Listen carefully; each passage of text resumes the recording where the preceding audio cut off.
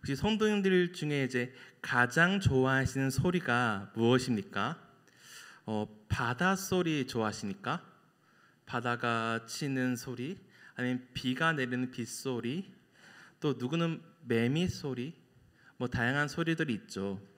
사람마다 어떤 소리를 들을 때 기분이 좋아지고 또 즐거워지는 소리들이 있습니다.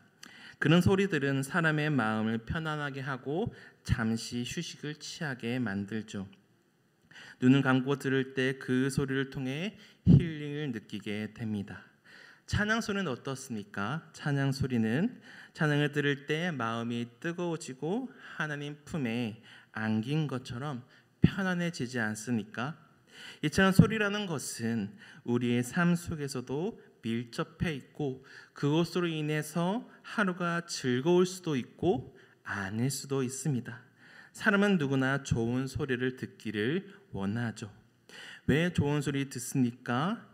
행복해지기 위해서입니다.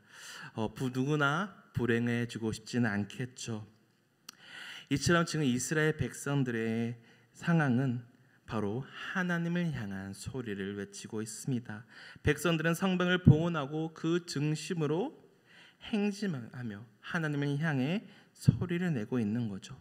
높으신 하나님께서 받아주시길 원하는 마음으로 찬양하며 성벽을 돌고 있습니다.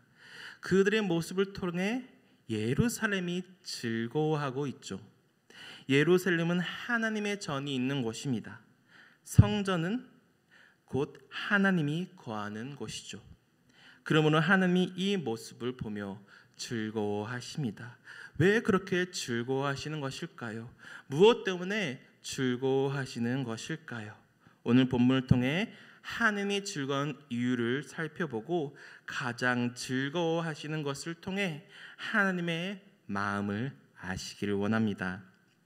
하나님이 즐거워하는 이유는 자기 백성들이 하나님을 향해 감사 찬송을 하고 있기 때문입니다. 자기를 향해, 하나님 자신을 향해 찬송하는 백성들이 있기 때문입니다. 더 40절에 보니까 이에 감사 찬송하는 두 무리가 하나님의 전에 섰고 또 나와 민장의 절반도 함께 하였고, 제사장을 중심으로 성벽을 봉헌하였고, 그리고 수금과 제금으로 찬양하는 무리들을 느헤미야는 둘로 나뉘었습니다. 감사 찬송하는 무리를 둘로 나눠 행진하게 하죠. 찬송하면서 행진하고 있는 겁니다. 그리고 느헤미야가 특별히 찬송하는 자들로 하여금 성벽 위를 올라가게 합니다. 그 위를 올라가게 하여서, 그렇게 한 이유는 찬송하는 자들이 성곽 위에서 서서 감사 찬송을 하며 제금을 치며 또 비파와 수금을 연주하면서 하나님을 찬양하기 위해서입니다. 그곳에서 하모니와 또 성벽 주변을 이제 도는 이제 군사 함께 나아가고 있는 행진하는 사람들, 함께 찬송하며 나아가고 있는 이 예루살렘의 그 모습이죠. 지금 이스라엘 백성들이 이렇게 하나님을 찬양하고 있는 것은 자신들을 위해서가 아닙니다. 자신들을 위해서가 아니고 자신들에게 행하신 하나님을 위해서입니다. 하나님을 향해 감사 찬송하고 있는 거죠. 무엇이 하나님께만 이토록 감사 찬송하도록 만든 것일까요? 그것은 이 백성들을 하나님께서 이곳으로, 그 예루살렘 가운데 불러 모으셨기 때문입니다. 성도가 성벽을 완공하고 그리고 약속을 지키셨습니다. 자신들이 하나님의 백성임을 깨달은 겁니다. 자신들은 하나님께 범죄한 백성들인데, 근데 하나님은 그 약속을 조상으로부터 아브라함으로부터 모세로부터 하셨던 그 약속을 지키셨다는 것을 그 현장을 통해 알게 된 겁니다. 그래야 감사 찬송을 소리 높이며 이 두 무리는 성벽을 따라서 예루살렘 성 전체를 한 바퀴 돌았습니다. 봉헌식을 위해 레위 사람들이 이루어진 두 성가대가 조직되어서 성전을 중심으로 성벽을 에워싸며 행진하였죠. 그 위에는 빛과 수금들, 악기들이 있습니다. 또 에스라는 남쪽 방향으로 갔고 느헤미야는 북쪽 성명으로 행진합니다. 그리고 감사 찬송만 하는 것이 아니라 또 나팔을 들고 같이 갑니다. 이 나팔은 제사장들만 들게 하였습니다. 35절을 보니까 또 제사장들 자손 몇 사람이 나팔을 잡았으니, 바로 그 제사장 자손 중에 스가랴가 나팔을 들고 또 따릅니다. 또 이어서 제사장들이 들죠. 행진을 하다가 바로 하나님의 전에 행진을 하며 끝내지 하나님의 전에 서게 되었습니다. 백성들은 성전을 향하여 감사 찬송의 소리를 내는데 백성들에게는 어떤 감정이 지금 생겼습니까? 어떤 감정이 그들 속에, 그 현장 속에 생기고 있습니까? 그들은 지금 즐거워하고 있습니다. 다윗의 악기를 잡고 나팔을 잡고 불었을 텐데, 그리고 찬송의 소리가 울려 퍼지고 있을 텐데, 그들의 상태, 그들의 기분, 그것 가운데 감정은 바로 즐거움이었습니다. 기쁨이 가득 차고 그 공간이 즐거움을 가득 차 있는 거죠. 백성들은 그 기쁨 자체였습니다. 저는 각 해마다 청소년 시기, 대학부 시기 때마다 항상 이제 수련회를 갔습니다. 뭐 여름, 겨울 한 번씩 매해마다 갈 때마다 만났던 하나님이 정말로 뜨거운 하나님이었습니다. 처음으로 하나님을 만났던 중학교 2학년 때였던 것 같은데, 수련회에서 말씀을 듣고 하나님이 저를 인격적으로 깊이 만나 주셨죠. 그리고 밤새 찬양하며 하나님을 향해 소리 높였습니다. 그 찬양할 때 그 즐거움은 어떤 즐거움과도 비교할 수 없습니다. 지금 인생을 살아왔지만 그때의 즐거움은 이루 말할 수가 없는 행복이었습니다. 수련회 그 장소가 즐거움 그 자체였고 행복의 절정이었죠. 이 백성들도 함께 감사 찬송하니까 그 공간이 즐거움이 되어버렸습니다. 하나님을 향해 찬송하니 하나님도 즐거워합니다. 왜 찬송을 하는데 즐겁게 됩니까? 왜 즐거워집니까? 그 이유는 하나님이 크게 즐거워하게 하셨기 때문입니다. 즐거움을 그들에게 주셨다는 겁니다. 43절입니다. 같이 한번 읽겠습니다. 43절입니다. 이날에 무리가 큰 제사를 드리고 심히 즐거워하였으니 이는 하나님의 크고 즐거워하게 하셨음이라. 부녀와 어린아이도 즐거워하였으므로 예루살렘이 즐거워하는 소리가 멀리 들렸느니라. 여기서 나오는 즐거움은 이 전전장에 있던 율법을 읽고 제시할 때보다 더 깊은 감정의 즐거움입니다. 그만큼 최상위의 즐거움을 말하는 것이죠. 하나님이 이 백성들을 즐겁게 하셨습니다.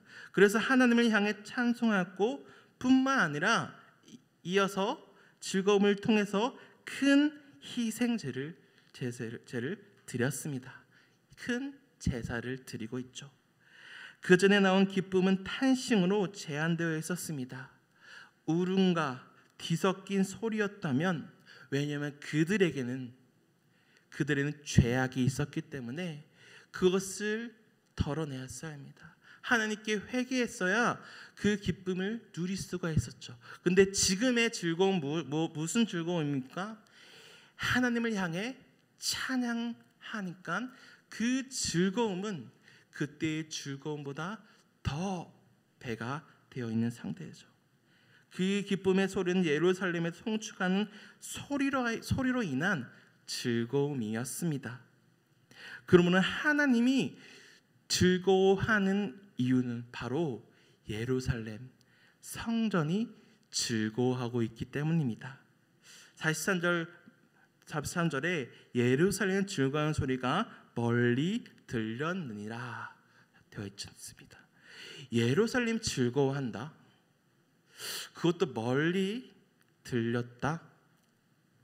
이 백성들은 지금 하나님께 향해 있습니다. 마음과 몸이 하나님께만 집중되어서 향해 있습니다.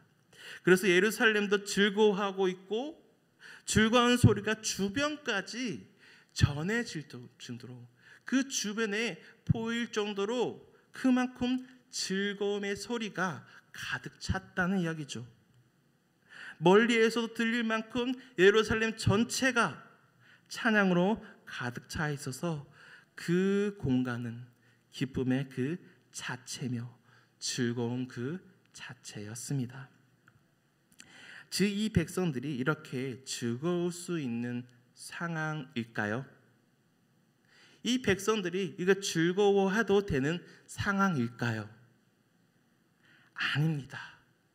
이들의 미래는 어떻습니까? 너무나도 어둡습니다. 이스라엘은 나라는 없기 때문이죠. 나라를 세워야 하고 또 독립을 해야 하고 다시 시작해야 하는 나라입니다. 하지만 그들은 이 봉헌식으로 하나가 되어서 즐거워하고 있습니다. 여러분 그 공간 전체가 즐거움으로 가득 차 있습니다. 심겨져 있는 나무를 다른 곳에 심기 위해서는 어떻게 해야 합니까? 잘 심기 위해서는 버팀목을 두어야 됩니다. 일정 기간 삼각 버팀목을 만들어서 나무 밑을 받쳐주어야 하죠. 그렇게 해야 그 나무가 뿌리를 제대로 내릴 수가 있기 때문입니다. 나무의 크기에 따라서 버팀목을 제거하는 기간이 또 다릅니다. 작은 거는 작은 거대로, 큰 거는 큰 거대로.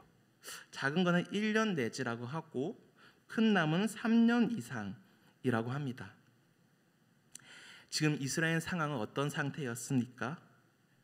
아예 나무가 뽑혔던 상태죠. 그런 나무를 지탱할 버팀목이 필요합니다. 그들에게 필요한 버팀목은 다른 것이 아니었죠. 군사력도 아니고 정치력도 아니고 물질적인 것도 아닙니다. 그들에게 필요한 버팀목은 바로 하나님이셨습니다. 그러려면 이 백성들이 하나님을 알아야 하잖아요. 그래서 하나님이 이들을 위로하기 위해 느헤미야를 보내셨습니다. 그리고 이렇게 공동체로서 버팀목이 될 수 있도록 하나님께서 지금까지 그 현장까지 버티고 있으셨죠. 하나님께서 모든 것을 다 하셨음에도 불구하고 이렇게 이스라엘 백성들이 자신을 향해 감사 찬송하며 큰 희생제를 드리니까 하나님은 그들에게 기쁨을 주고 계십니다. 더해서 하나님도 기뻐하셨습니다. 무엇보다 그들의 즐거운 소리에 하나님이 가장 기뻐하고 계시죠. 왜 이 백성들이 찬송하는데 기뻐하십니까? 왜 예루살렘이 즐거워하는 소리에 하나님이 즐거워하십니까? 바로 이들은 하나님의 언약 백성이기 때문입니다. 하나님이 진짜 즐거워하는 이유는 이들이 바로 하나님께서 택하신 백성이기 때문입니다. 택하신 언약 백성이기 때문이죠. 이 성전 또한 하나님께서 지으신 성전이죠. 이 백성들과 함께 해왔던 곳이죠. 그러므로 하나님이 즐거워하는 소리는 바로 자기 백성들이 즐거워하는 소리입니다. 그 성곽, 그 봉헌식을 마친 후 이들의 모습들은 어떤 모습입니까? 그 제사장들 레위 사람들을 위하여 율법에 정한 대로 이러한 구체적인 율법의 실행은 이스라엘 자손의 신앙이 이제 하나님 중심으로 율법 중심으로 살아가는 공동체가 되었습니다. 이렇게 이스라엘 자손이 하나님께 주신 은혜를 헛되이 받지 않고 자기들이 하나님의 백성을 마땅히 해야 할 의무와 책임을 지고 있습니다. 그래서 백성들은 제사장들과 레위 사람들을 즐거워하는 마음으로 그들을 섬겼습니다. 그들을 섬겼다는 것은 무엇입니까? 성전을 섬기는 사람들에게 쓸 몫을 백성들이 나눠 주었다는 의미입니다. 44절에 이는 유다 사람의 섬기는 제사장들과 레위 사람들로 말미암아 즐거워하기 때문이라. 이렇게 한 것은 제사장들과 레위 사람들이 하는 일이 하나님의 영광을 위한 일이라고 깨달았기 때문입니다. 이스라엘 자손에게 정말로 필요한 일임을 알았기 때문입니다. 그들의 사사시대는 어땠습니까? 바로 이런 모습들이 전혀 나오지 않았습니다. 또 이스라엘 말기는 또 어떻습니까? 멸망의 전의 모습은 어떻습니까? 전혀 그런 모습들이 보이지가 않았습니다. 하나의 공동체로서 지금 하나의 유기체로 되어가고 있는 백성들의 모습이죠. 자신의 일을 하고 또 하나님의 말씀을 받기 위해 모이기 위해 그 제사장들을 위해 몫을 나눠주고 그의 기쁨으로 자기들의 직무를 충성하며 하나님의 이름에 집중할 수 있게 되었습니다. 제사장과 레위인들도 하나님의 섬기는 곧 제사의 일과 결례의 일을 힘썼으며 또 노래한 자들과 문지기들도 자기들의 임무에 충실하였습니다. 이렇게 이스라엘 공동체가 돌아가고 있는 겁니다. 하나님의 뜻에 따라서 움직이고 있는 겁니다. 이 백성들이 그들을 섬기는 일도 중요하지만 제사장들과 레위인들의 이 태도 또한 너무나 중요했습니다. 그렇게 하여 이스라엘 백성들은 맡은 바 본분을 다하며 하나님의 백성답게 모든 면에서 그 사명을 완수해 나가고 있습니다. 이 백성들에게 택하여 율법을 주신 것도 또 그들이 택하여 지금 그들이 찬송하게 하는 것도 다 자기 백성들이 행복하게 하기 위해서 주신 겁니다. 그러므로 하나님은 자기 백성들이 즐거워할 때 가장 즐거워하십니다. 하나님이 이 땅에서 자기 백성들이 행복하길 원합니다. 왜냐하면 이 백성들은 자기가 택한 하나님이 택하신 언약 백성이기 때문입니다. 왜냐하면 하나님이 이 백성들을 너무나도 사랑하시기 때문입니다. 하나님은 자기 백성들이 행복할 때 가장 즐거워하세요. 하나님은 선택한 백성들을 절대 버리지 않으십니다. 자기 백성들이기에 그들을 끝까지 끌고 가십니다. 그들이 온전히 하나님을 찬양하고 율법에 정한 대로 살아갈 때 오히려 그들에게는 즐거움이 됩니다. 오히려 그들에게는 행복이 됩니다. 이스라엘 백성들이 하나님 안에 있을 때 온전한 행복을 맛보게 되는 겁니다. 그들이 성전 중심으로 성벽을 돌고 찬송할 때 그 안에 즐거움 그 자체가 되지 않았습니까? 그것이 바로 사람을 지으신 하나님의 목적입니다. 이 하나님의 택한 백성, 하나님의 지은 이 사람들이 하늘을 향해 찬송하며 하나님의 정한 율법대로 살아갈 때 그들에게 오히려 행복이 됩니다. 그들에게 오히려 즐거움이 됩니다. 인생길은 하나님과 함께 할 때 행복이 됩니다. 그러나 하나님의 말씀을 알아듣지 못하고 하나님의 뜻을 받아들이지 못하면 하나님이 베푸신 은혜와 도움을 받지 못합니다. 그래서 삶에는 버팀목이 필요합니다. 우리의 삶에는 하나님이라는 버팀목이 또 필요합니다. 하나님께서 이스라엘에게 버팀목이 되어주신 것처럼 우리도 언제나 버팀목이 되시는 하나님이 필요합니다. 우리에게 또한 하나님이란 버팀목이 계십니다. 하나님은 우리를 위해 이 땅에 하나뿐인 아들을 주셨습니다. 그를 믿는 자마다 하나님의 자녀가 됩니다.